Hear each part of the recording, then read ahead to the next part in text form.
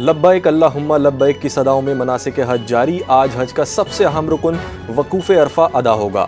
منی سے حجاج کے قافلے عرفات پہنچ گئے۔ غروب آفتاب کے بعد حجاج مزدلفہ روانہ ہوں گے۔ مزدلفہ میں کھلے آسمان تلے رات گزاری جائے گی۔ حج 2026 کے دوران تقریباً 20 لاکھ تک حجاج کی موجودگی متوقع ہے، جبکہ میدان عرفات کو مکمل طور پر جدید سہولیات اور سیکیورٹی انتظامات سے آراستہ کر دیا گیا۔ حج کا خطبہ ہو چکا ہے۔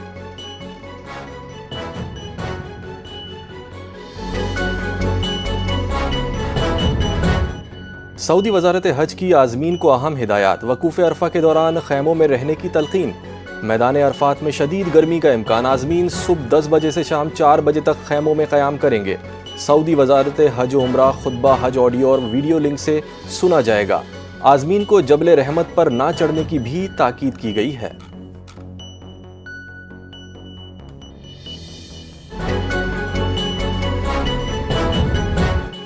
وفاقی وزیر داخلہ محسن نقوی کا منی میں پاکستانی حجاج کے کیمپ کا دورہ۔ محسن نقوی نے حجاج کے لیے رہائش اور دیگر سہولیات کا جائزہ لیا۔ وزیر داخلہ کی 100 سالہ بزرگ حاجی سے خصوصی ملاقات۔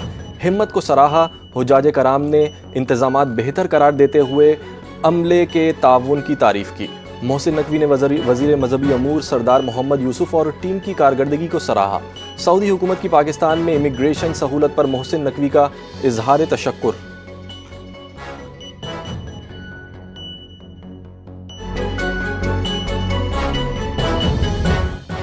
بوہری برادری آج ملک بھر میں عید الاضحیٰ مذہبی جوش و خروش سے منا رہی ہے۔ صدر کراچی کی طاہر مسجد میں نماز عید ادا۔ نماز عید میں بوہری برادری کی بڑی تعداد شریک۔ نماز کے بعد سنت ابراہیمی کی ادائیگی شروع۔ قربانی کے لیے خصوصی انتظامات مکمل۔ سیکیورٹی کے سخت انتظامات۔ قربانی کا عمل جاری۔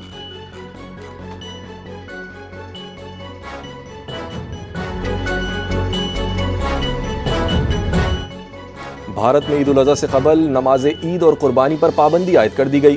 مودی کے زیر اثر مذہبی تہوار ہندوتوا انتہا پسندوں کی غنڈہ گردی کی نظر ہو گئے۔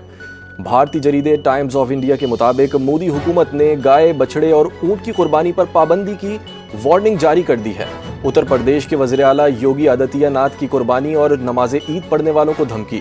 اتراکھنڈ کے وزیر اعلیٰ پشکر سنگھ دھامی کی بھی سڑکوں پر مذہبی سرگرمیاں بند رکھنے کی تنبیہ۔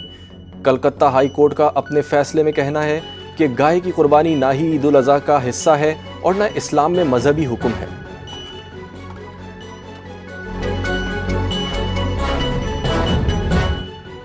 وزیر اعظم شہباز شریف کے دورہ چین کا مشترکہ اعلامیہ جاری۔ پاکستان اور چین نے شراکت داری مزید گہری کرنے پر اتفاق کر لیا۔ شہباز شریف نے چینی صدر شی جن پنگ اور وزیر اعظم لی چیانگ سے ملاقاتیں کی۔ دونوں ممالک نے ہر موسم کی اسٹریٹجک تعاون پر مبنی شراکت داری پر زور دیا۔ پاکستان اور چین کے درمیان علاقائی و بین الاقوامی امور پر بھی تبادلہ خیال۔ وزیر اعظم شہباز شریف نے پاک چین سفارتی تعلقات کی سالگرہ پر تقریب میں شرکت کی۔ پاک چین سفارتی تعلقات کے 75 سال مکمل۔ بیجنگ میں خصوصی تقریب کا انعقاد۔ وزیر اعظم شہباز شریف اور چینی نائب صدر ہینگ زینگ نے یادگاری کیک کاٹا۔ وزیر اعظم نے کہا کہ چین دنیا کے لیے قابل تقلید ماڈل بن چکا ہے۔ معاشی طاقت کے لحاظ سے چین کوئی ثانی نہیں۔ شہباز شریف نے 2010 کے سیلاب میں چین کی مدد کو قابل قدر قرار دیا۔ وزیر اعظم نے کہا کہ صدر شی جن پنگ خطے میں امن اور مذاکرات پر یقین رکھتے ہیں۔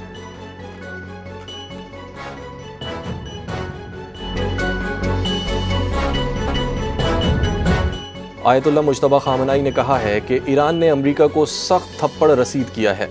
امریکی اثر و رسوخ کے خاتمے اور خطے میں فوجی اڈوں کی محفوظ پناہ گاہ نہ رہنے کا دعویٰ۔ حج کے موقع پر اپنے پیغام میں انہوں نے کہا کہ اللہ اکبر نے ایرانی قوم کو طاقت اور قوت عطا کی۔ سپریم لیڈر کے مطابق مستقبل امت مسلمہ اور نئی اسلامی تہذیب کا ہے۔ اسرائیل اور صہیونی حکومت کا زوال قریب ہے۔ خطے کے ممالک اب امریکی اڈوں کے لیے ڈھال نہیں بنیں گے۔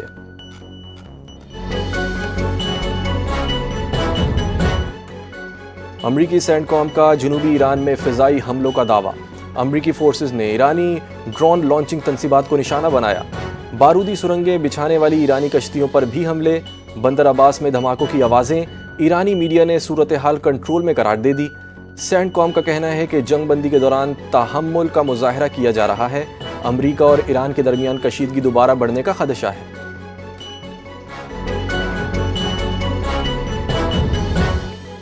امریکی وزیر خارجہ مارکو روبیو کا کہنا ہے کہ آبنائے ہرمز کھلی رہنی چاہیے. ہرمز کسی نہ کسی طریقے سے کھلی رکھی جائے گی. ایران کے ساتھ معاہدے کی شقوں پر مذاکرات میں چند دن لگ سکتے ہیں. ابتدائی دستاویز کی زبان پر تفصیلی بات چیت جاری ہے. مارکو روبیو نے تصدیق کی کہ ایران کے ساتھ آج قطر میں مذاکرات ہو رہے ہیں. یوکرین کے ساتھ فی الحال کوئی فعال مذاکرات طے نہیں ہیں.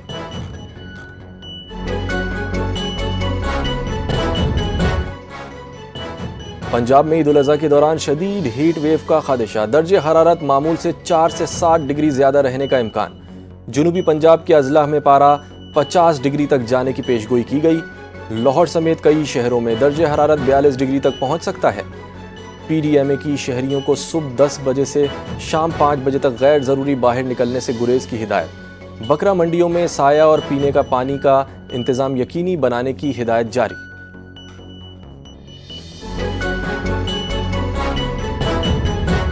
اور پاکستانی نژاد برطانوی باکسر حمزہ شیراز عالمی چیمپئن بن گئے.